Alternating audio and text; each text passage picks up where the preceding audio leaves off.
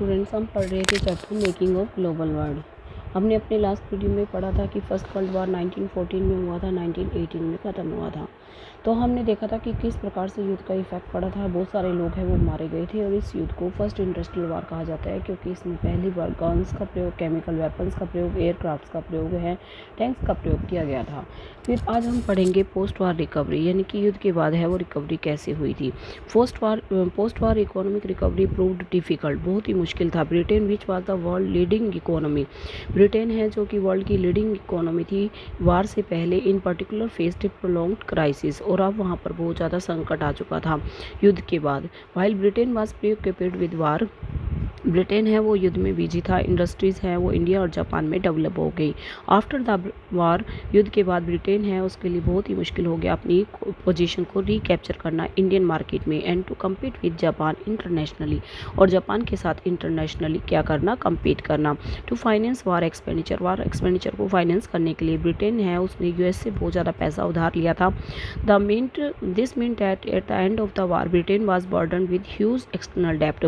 इसका मतलब सीधा सा है कि युद्ध के बाद है ब्रिटेन के ऊपर भारी कर्जा बहुत ज़्यादा चढ़ा हुआ था।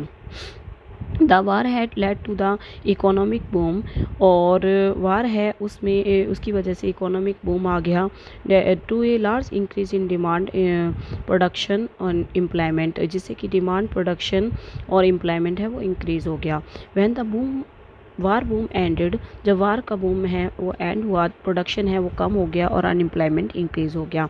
At the same time government reduce bloated war expenditure, और उसी समय में सरकार ने वार एक्सपेंडिचर है उसको भी क्या कर दिया, कम कर दिया। Bring them into the line with peace time revenue को पे करने के लिए। This development led to huge job losses, जिसकी वजह से काफ़ी लोगों का जॉब लॉस हुआ। 1921 में देखिए कह रहा है कि 5 ब्रिटिश वर्कर में से एक है उसको ही काम दिया गया, बाकी को बाहर निकाल दिया गया।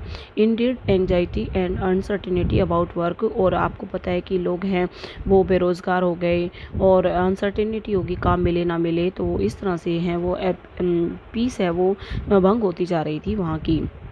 Many agricultural economics were also in crisis, और काफ़ी एग्रीकल्चर इकोनॉमिक्स हैं वो भी क्राइसिस में पड़ गई। जैसे व्हीट प्रोड्यूसर का केस ले लो।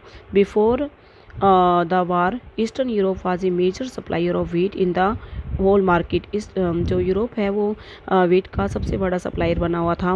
When this supply was disturb during the war, ये सप्लाई डिस्टर्ब हो गई वार में। Wheat production Canada, America, Australia में एक्सपेंड हो गया। Once the war was over, एक बार वार ख़त्म हो गया तो production in Eastern Europe revived and created a glut in the wheat output, और जिसकी वजह से व्हीट की है वो गल्ट का मतलब होता है बेटा बहुत ज़्यादा बाढ़ सी आ गई, और ग्रेन प्राइस है वो गिर गई। ज़्यादा कोई भी चीज़ होती है तो प्राइस है वो डाउन हो जाते हैं। रूरल इनकम डिक्लाइन होगी, फार्मर्स हैं वो डेप्ट में चले गए।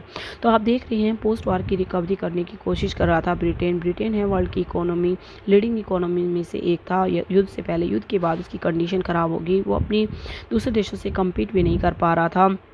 और किस प्रकार से इकोनॉमिक बूम आया, किस प्रकार से प्रोडक्शन, एम्प्लॉयमेंट और डिमांड है वो इंक्रीज़ हो गई, और किस प्रकार से आप देख रहे हैं कि व्हीट की जो बाढ़ आ गई मार्केट के अंदर व्हीट की आउटपुट की, और किस तरह से इसके प्राइस गिर गए और रूरल इनकम डिक्लाइन हो गई, और फार्मर्स हैं वो डेप्ट में यानी कि ऋणग्रस्त हो गए। तो अगले वीडियो में हम पढ़ेंगे rise of mass production and consumption about this. ठीक है, ओके बेटा, थैंक यू।